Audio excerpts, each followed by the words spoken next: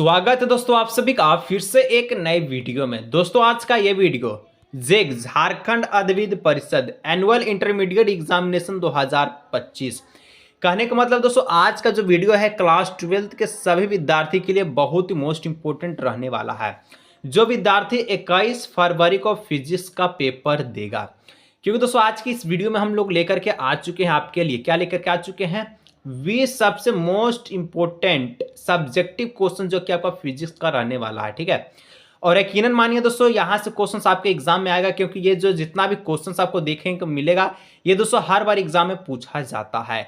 तो चलिए finally video को शुरू करते हैं। आप लोग वीडियो को अंत तक देखिएगा और प्यारा से एक लाइक दोस्तों आप लोग अंगूठा से जरूर कर लीजिएगा, चैनल को सब्सक्राइब भी लग कर लीजिएगा। चलिए वीडियो को शुरू करते हैं। तो चलिए दोस्तों फाइनली हम लोग वीडियो को शुरू करते हैं। आप लोग वीडियो को देखिएगा अंत तक, जिसमें सब्जेक्टिव क्वेश्चंस आंसर को हम लोग देखेंगे। सबसे पहले हर एक विद्यार्थी नीचे कमेंट में जय मां सरस्वती का प्रार्थना कर दीजिए। ठीक है, हम लोग फिजिक्स का 20 सबसे most important VVI answer questions को देखेंगे। चलिए सबसे पहला क्वेश्चन, विद्युत द्विआधारी आघूर्ण को परिभाषित करें, जिसको हम लोग पी से इंडिकेट करते हैं। ठीक है, तो देखिए लिखता है कि किसी आवेश क्या बोलते हैं, क्यू के परिणाम तथा द्विध्रुव की लंबाई के गुणनफल लंबाई एल, ठीक है, को विद्युत द्विआघूर्ण कहा जाता है। नहीं समझ में आया, स्ट्रक्चर आप लोग समझिए। ठीक है, यहाँ एक आपका माइनस क्यू का आवेश है, ठीक है, यहाँ आपका एक प्लस क्यू का आवेश है, बीच के दूरी इसका 2l है। हमको विद्युत द्विआघूर्ण यानी कि पी को ज्ञात करना, तो पी बराबर हो जाएगा क्यू 2l हो जाएगा। ठीक है, इस प्रकार से इसका आंसर को यानी कि इसका डिफाइन को लिखा जाता है। तो कोई दिक्कत है आप लोग नीचे जरूर कमेंट कीजिएगा। दूसरा क्वेश्चन, किसी सेल के आंतरिक प्रतिरोध को परिभाषित करें, यानी कि किसी सेल का अंदर का प्रतिरोध को है, ठीक है, हमको क्या करना, परिभाषित करना। चलिए पहले देखते हैं। सेल का आंतरिक प्रतिरोध, किसी सेल के आंतरिक प्रतिरोध को सेल द्वारा इसमें प्रभावित धारा के उत्पन्न विरोध के जो है, ठीक है, रूप में परिभाषित किया जाता है, जिसे हम लोग क्या करते हैं, स्मॉल आर से सूचित करते हैं, दिखाते हैं। फिर हमसे पूछा है कि दो कारक का उल्लेख करना है जिन पर यह निर्भर करता है, यानी कि डिपेंड है दो कारक का। ठीक है, पहला कारक, यह सेल के विद्युत अपघट्य के प्रकृति पर निर्भर होता है। किस पर, सेल का विद्युत अपघट्य के प्रकृति पर। ठीक है, और यह आपका इलेक्ट्रॉन पर निर्भर होता है। ये दो चीज पर आपका क्या होता है, निर्भर करता है, जो कि आंतरिक प्रतिरोध। ठीक है, जो कि जिसको हम लोग स्मॉल आर से क्या करते हैं, इंडिकेट करते हैं, दर्शाते हैं। 3 नंबर, अनुचुंबकीय पदार्थ क्या है। अनुचुंबकीय पदार्थ के बारे में आपको बताना है। ठीक है, आंसर लिखना है कि ये चुंबक द्वारा दुर्बल रूप से आकर्षित होते हैं। क्या होता है, चुंबक के द्वारा दुर्बल रूप से यानी कि कमजोर रूप से आकर्षित होता है। अब इन्हें किसी चुंबकीय क्षेत्र में रखा जाता है तो अधिकांश चुंबकीय बल रेखाएं उसमें, ठीक है, उनसे होकर गुजरती है। अनुचुंबकीय क्या होता है, ये दुर्बल होता है, जिसमें दोस्तों अगर किसी चुंबकीय क्षेत्र में अगर इसको रखा जाए अनुचुंबकीय पदार्थ को, तो ये आपका अधिकांश चुंबकीय बल रेखाएं के रूप में क्या करती है, गुजरती है। ठीक है, इस प्रकार से आंसर को आपको लिखना है। इसका बाद दोस्तों नेक्स्ट क्वेश्चन है 4 नंबर, भंवर धाराएं क्या है, इसकी दो उपयोगिता का उल्लेख करें। देखिए सबसे पहले मैं आपको बोलूंगा कि जितना क्वेश्चंस दोस्तों बताएंगे, फिजिक्स हो या फिर आपका, ठीक है, केमिस्ट्री हो या फिर मैथ हो या फिर आपका बायोलॉजी हो, दोस्तों हर एक प्रकार का आप लोग वीडियो को देखिएगा और मैं गारंटी लेता हूं कि 90% नंबर आपका लाने से कोई नहीं रोक सकता। ठीक है, ये तो अभी शुरुआत है। भंवर धाराएं क्या है, इसके दो उपयोगिता को लिखना है। चलिए सबसे पहले देखते हैं।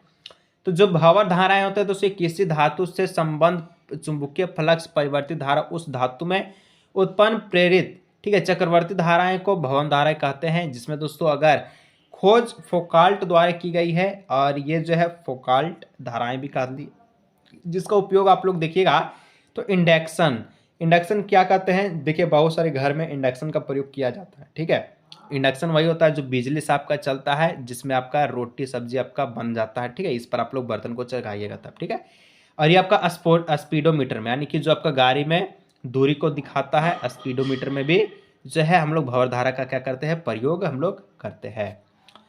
चलिए इसके बाद आप लोग नेक्स्ट क्वेश्चन देखिएगा 5 नंबर, परावैंगनिक किरणें एवं माइक्रो तरंगों की दो उपयोगिता का उल्लेख करें। तो परावैंगनिक किरणें का उपयोग आप लोग देखिए कैसे लिखना है, यूवी लैम्प के रूप में।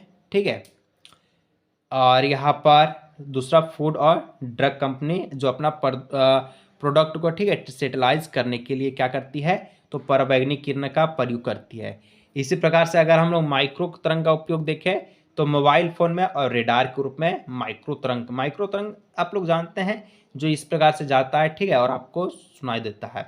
तो आपको मोबाइल में और रेडार में इसका प्रयोग किया जाता है। तो यहाँ देखिए जो उपयोग है दोस्तों सबसे मोस्ट इंपॉर्टेंट है। आप लोग हर एक प्रकार का क्वेश्चंस को याद कर लीजिएगा, ठीक है। यहाँ भी जो क्वेश्चन देखिए ये आपका थ्योरी बेस्ड क्वेश्चन है। फिर मैं आपको लेकर के आने वाला हूँ, क्या लेकर आके आने वाला हूँ, तो आपका न्यूमेरिकल बेस्ड क्वेश्चंस लेकर के आऊँगा, फिर डेरिवेशन बेस्ड क्वेश्चन लेकर के आऊँगा, हर एक प्रकार का लेकर के आने वाला हूँ। और अगर दोस्तों आप लोगों को इंतजार नहीं हो रहा है तो मैं आपको सबसे बेस्ट ऑप्शन बता रहा हूँ कि आप लोगों के लिए बोर्ड एग्जाम 2025 के लिए सबसे बेस्ट गेस्ट पेपर आ चुका है। आप लोग स्क्रीन पर फोटो देख सकते हैं, ठीक है। अगर दोस्तों किसी को ये गेस्ट पेपर चाहिए जिसमें आपको एमसीक्यू के साथ सब्जेक्टिव क्वेश्चंस मिलेगा, हिंदी इंग्लिश दोनों मीडियम में अवेलेबल है, ठीक है, जिसका दोस्तों प्राइस ओनली 99 रुपये रखा गया है, जिसमें आपको ऑल डेरिवेशन दिया गया है जो कि आपका एग्जाम में आएगा। न्यूमेरिकल बेस्ड क्वेश्चन से केमिस्ट्री का, मैथ का, फिजिक्स, बायोलॉजी हर एक प्रकार का सब्जेक्ट अवेलेबल है 95% लक्ष्य के साथ। अगर किसी को दोस्तों ये गेस्ट पेपर चाहिए तो कैसे मिलेगा यहाँ पर आप लोग जान लीजिए, ठीक है। इस नंबर पर आपको व्हाट्सअप करना होगा। 99 रुपये दोस्तों आप लोग QR कोड के माध्यम से पे कर लीजिएगा हाई लिखने के बाद, ठीक है, और आप सभी को ऑनलाइन गेस्ट पेपर व्हाट्सअप पर दे दिया जाएगा।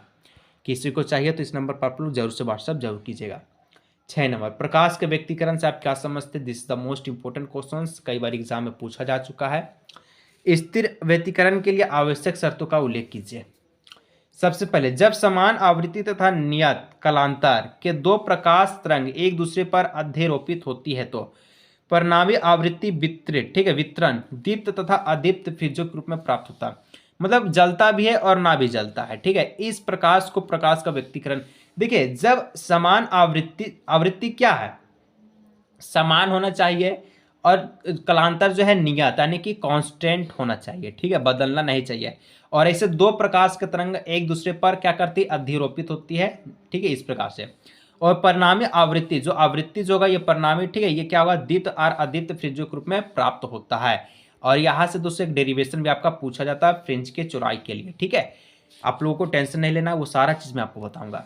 इसके बाद वह बिंदु जहां तीव्रता अधिकतम होगी, जहां पर दोस्तों आपका तीव्रता क्या होगा, सबसे ज्यादा होगा, उसे उच्चतम, तथा वह बिंदु जहां पर प्रकाश की तीव्रता न्यूनतम होगा उसमें निम्निष्ट कहा जाता है, नहीं मैक्सिमा और मिनिमा कहा जाता है, ठीक है, आप लोग जानते हैं।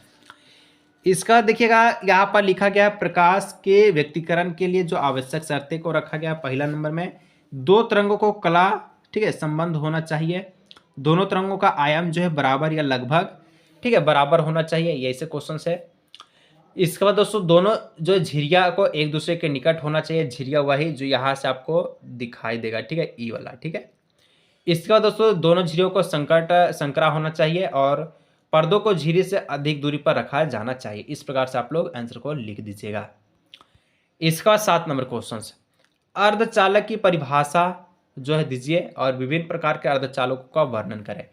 ये क्वेश्चन दोस्तों देखिए तो आपको बोर्ड एग्जाम 2024 में ये क्वेश्चन पूछा जा चुका है 5 नंबर में, ठीक है, इसलिए बोल रहा आप लोग वीडियो को अंत तक देखिए, हर एक प्रकार का क्वेश्चन को आपको दिया जाएगा। तो अर्धचालक एक क्रिस्टलीय ठोस पदार्थ होता है जिसकी चालकता चालकक से क्या है, ठीक है, चालकों से कम और कुल चालकों से अधिक होता है। मतलब अर्धचालक क्या है, एक प्रकार का ठोस पदार्थ होता है जिसमें चालक जो चालकता में चालकों की जो है कम और कुछ चालकों का अधिक मात्रा होता है। अर्धचालक की चालकता तापमान का समानुपाती होता है, ठीक है। अर्धचालक का जो तापमान होगा ये क्या होगा, समानुपाती होगा।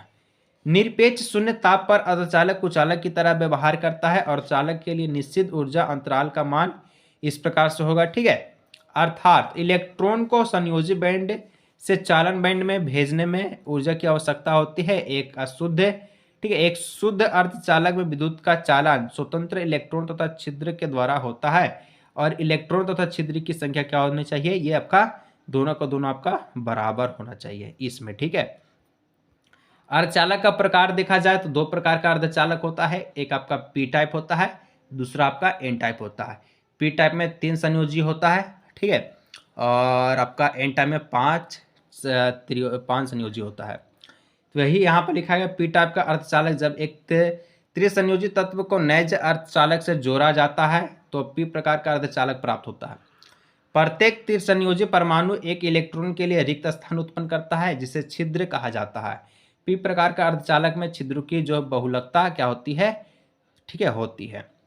इन प्रकार का अर्धचालक जबकि संयोजी तत्व का नैज अर्धचालक से जुड़ा होता है तो प्रकाश को अर्धचालक प्राप्त होता है और प्रत्येक संयोजी परमाणु एक अतिरिक्त स्वतंत्र इलेक्ट्रॉन को उत्पन्न करता है प्रकार के जो है पी प्रकार के, ठीक है। एन प्रकार के जो आपका अर्धचालक में इलेक्ट्रॉन का अधिकता होती है, यानी कि एन प्रकार में क्या होता है, इलेक्ट्रॉन ज़्यादा होता है और आपका पी प्रकार में क्या होता है, तो छिद्रों की संख्या क्या होती है, ज़्यादा होती है। आपको याद रखना है, ठीक है। कुछ कुछ आपको डिफाइन आपको लिखना है।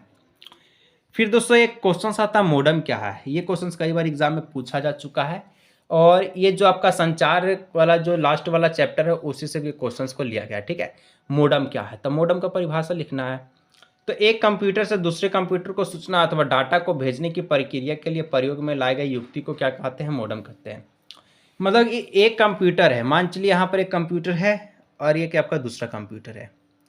तो इस कंप्यूटर से हमको इस कंप्यूटर में क्या करना है, डाटा को भेजना है। जो भी आपका डाटा है, चाहे पीडीएफ हो, चाहे वीडियो हो, चाहे या फिर किसी प्रकार का, तो जो भी प्रक्रिया होती है इसी को हम लोग मोडम कहा जाता है। एक मोडम मॉडुलम तथा विमॉडुलम दोनों का कार्य करता है। मोडम शब्द मॉडुलम तथा दोनों के प्रथम अक्षरों में संयोग से बनता है, ठीक है। इस प्रकार से लिखिएगा।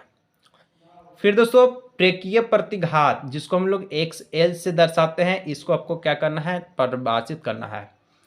तो दोस्तों लिखना है कि आगमनात्मक प्रक्रिया वह नाम है जो एक बदलते वर्तमान के विरोध को दिया गया है या प्रतिबाधा ओम में मतलब पश प्रतिरोध प्रेरकों की तरह वोल्टेज जो है 90 डिग्री का वर्तमान की ओर जाता है, ठीक है। ये एक्सेल का परिभाषित है।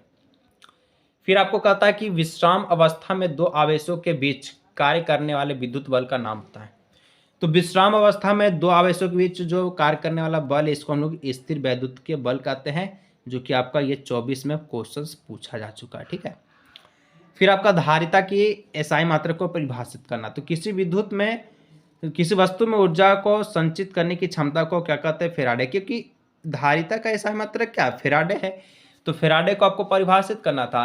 तो जो भी किसी वस्तु में ऊर्जा जो संचित होता है उसकी कितना क्षमता है, कितना उसका, ठीक है, प्रोबेबिलिटी यानी कि क्षमता है, कंज्यूम कितना कर सकता है, उसी को हम लोग फेराडे कहते हैं। यंग के द्विचर्य प्रयोग में किस प्रकार के स्रोत का प्रयोग किया जाता है, तो बल संबंध स्रोत का प्रयोग किया जाता है। इस प्रकार से आपको यहाँ पर लिख देना, ठीक है। चलिए अब फिर से बोलेंगे दोस्तों, अगर किसी को गैस पेपर चाहिए, ठीक है, तो आप लोग 99 पेपर गैस पेपर ले सकते हैं, जिसमें ऑल सब्जेक्ट अवेलेबल है, हिंदी इंग्लिश दोनों मीडियम में। आप लोग आराम से 95% ला सकते हैं। तो इस नंबर पर आप लोग व्हाट्सअप कर सकते हैं, ठीक है। मिलते हैं किसी और भी नए वीडियो में।